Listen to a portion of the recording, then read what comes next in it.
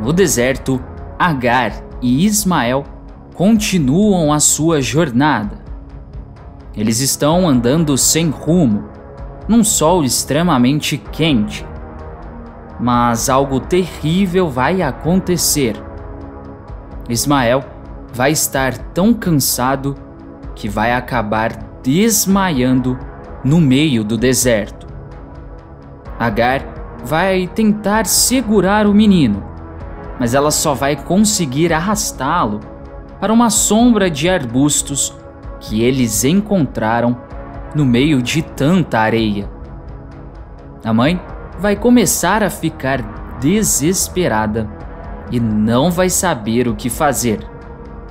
Ela vai tentar dar uns tapas no rosto dele para ver se ele acorda, mas não adianta. Ela começa a gritar e pedir para que seu filho acorde, mas isso também não adianta. Ela então resolve dar água para o seu filho para ver se ele responde. Ela pega o jarro de água e tenta virar na boca dele. Mas quando ela vira, ela percebe que tem algo estranho. Nenhuma gota de água cai. E assim, ela constata que a água acabou.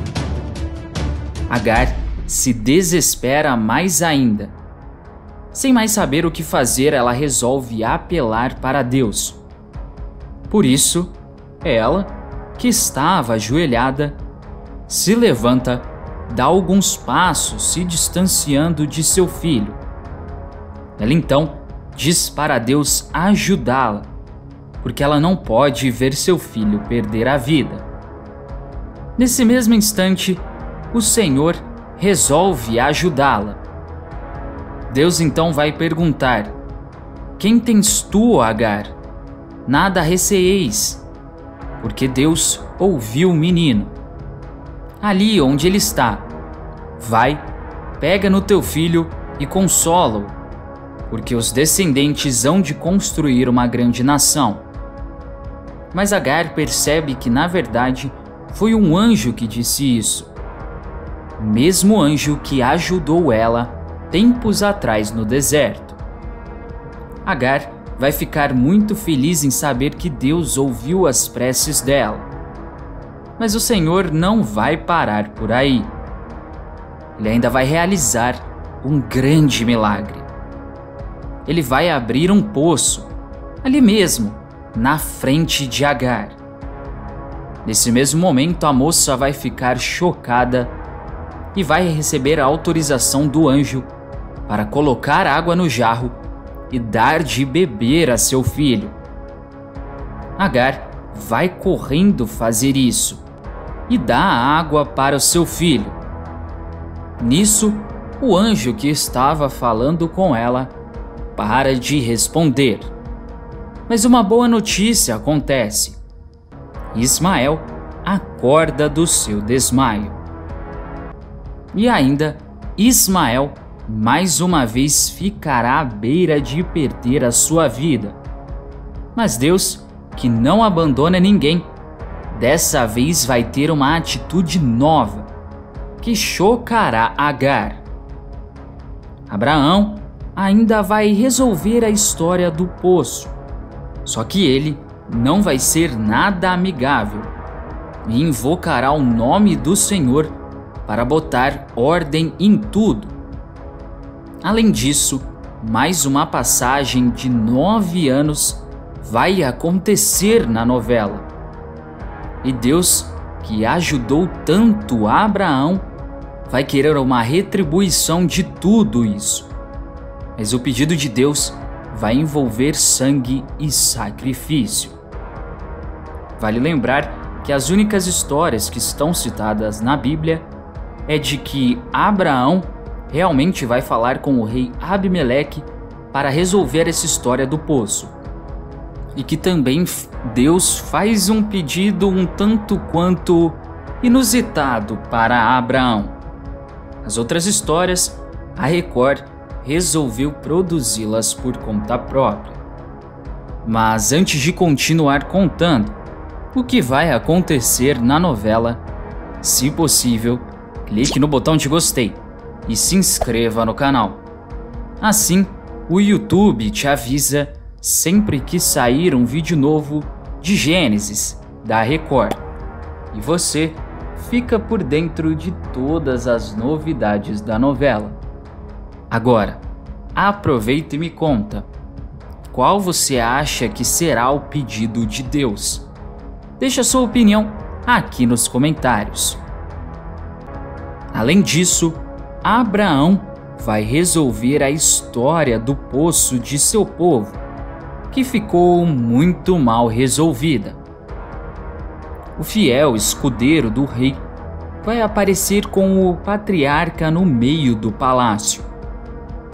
Abimeleque, que não quer ter confusão com o protegido de Deus, diz que é evidente que Deus está com ele e que o ajuda em tudo, mas manda Abraão jurar que ele não mais vai fraudar alguma coisa, nem enganar a ele e nem aos seus descendentes.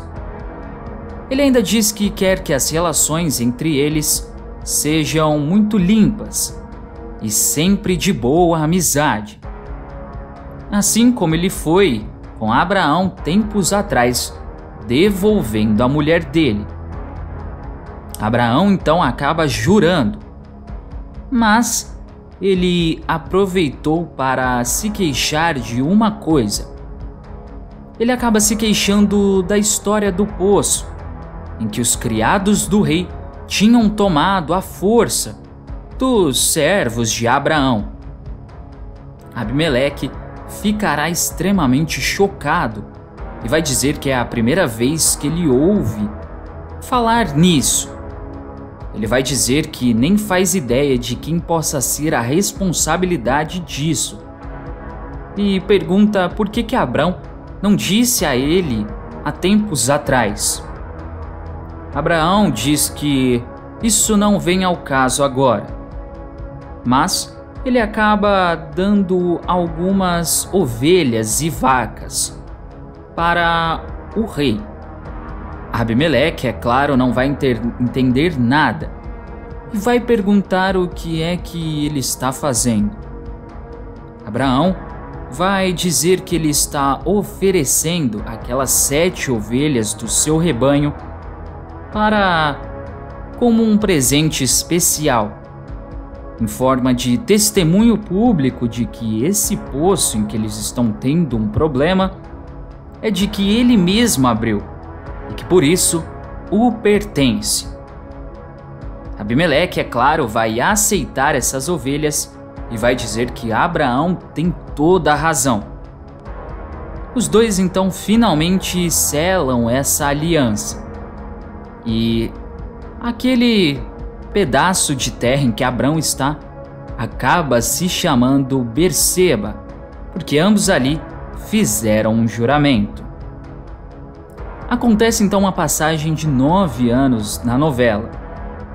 Abraão vai ser testado por Deus e terá que realizar a maior missão de sua vida.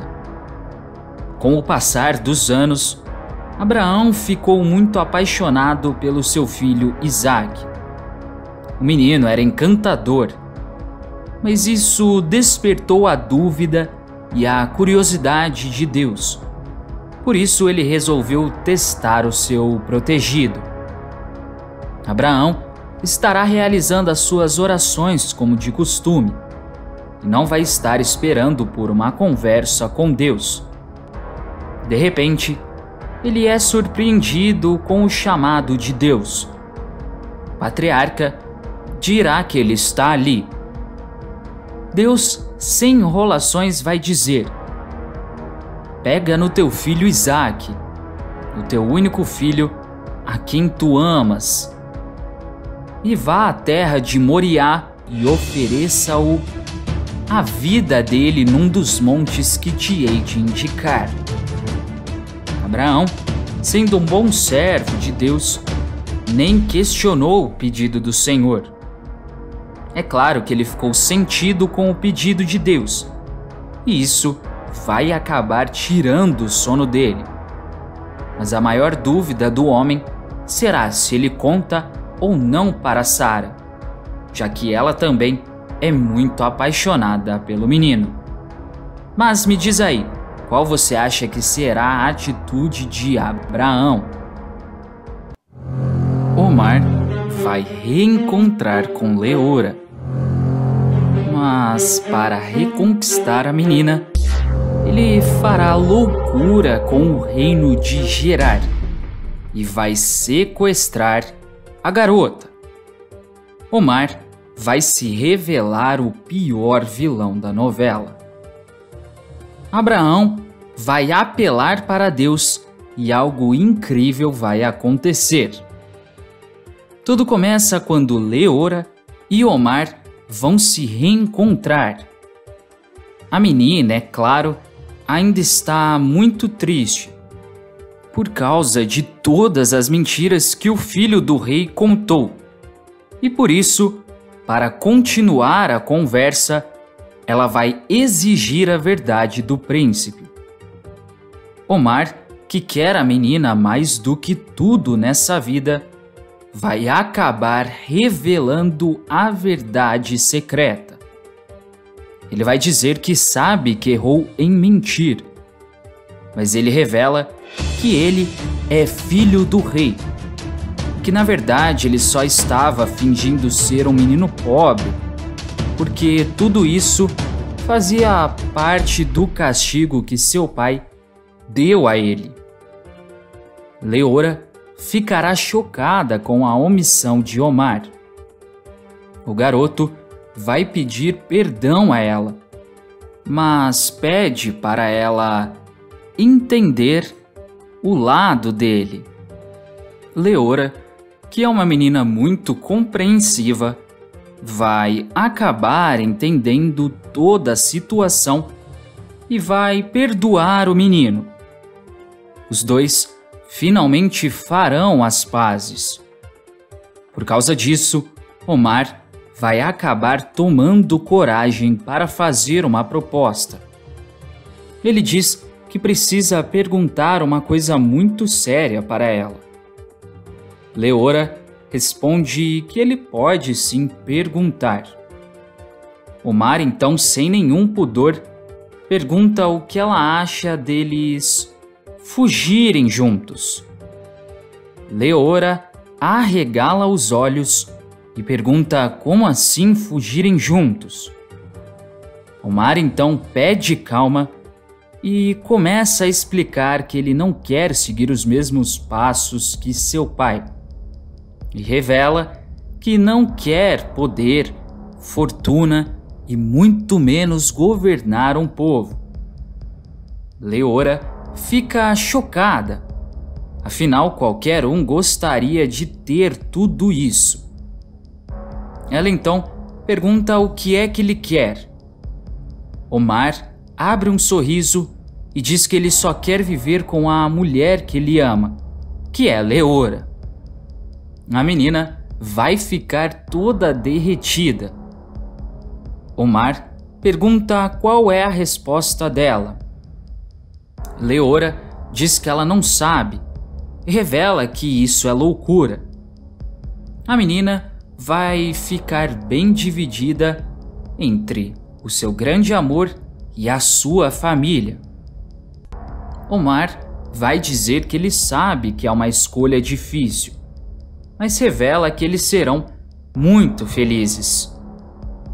A menina fica bastante pensativa, mas ela diz que aceita fugir com ele. O menino vai ficar extremamente feliz e diz que ele vai preparar tudo para eles fugirem o quanto antes. Mas mal sabia a menina o que esperava por ela. Omar vai fazer uma loucura depois da desistência de Leora. Já a partir da Bíblia, sabemos que a velhice de Abrão e de Sarai não impediu que o filho Isaque viesse ao mundo. Mas tempos depois desse nascimento milagroso, Sara, no caso Sarai, pediu para Abraão que expulsasse Agar e Ismael de seus domínios, para que Ismael não fosse herdeiro juntamente com Isaque. Abrão ficou muito aborrecido com a separação, mas ele recebeu outro recado de Deus, que embora as promessas, todas reservadas para Isaque, fossem de fato acontecer com Isaque, seu primogênito Ismael também seria abençoado. Dessa forma, Agar e Ismael não precisariam ser expulsos. Segundo o Antigo Testamento, Javé leva ainda Abraão a uma grande prova.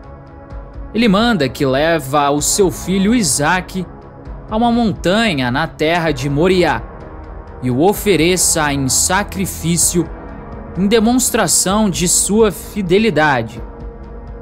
Quando Abraão estava prestes a tirar a vida de seu filho, o anjo Javé disse: "Não estenda a mão contra o seu menino, não lhe faça mal algum. Agora sei que você teme a Deus." Abrão pegou um cordeiro e ofereceu em forma de uma oferenda para Deus. Mas a perda da vida de Abraão é comentada no capítulo 25 de Gênesis, no qual ele teria vivido 175 anos e foi sepultado na cova de Macpela por Isaque e Ismael. Tudo que ele tinha, ele deixou de herança para Isaque, guardando apenas alguns presentes para os filhos de Agar e de Quetura. Os registros bíblicos referem que todas as propriedades de Abrão foram para o seu filho Isaque, o filho de Sara, a qual tinha status de esposa. Agar não foi esposa de Abrão, mas sim uma concubina.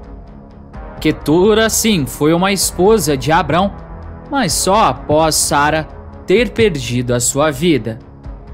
Antes de ir embora, não se esqueça de deixar aqui nos comentários a sua cidade e o seu estado, de onde você está assistindo a novela. Até mais!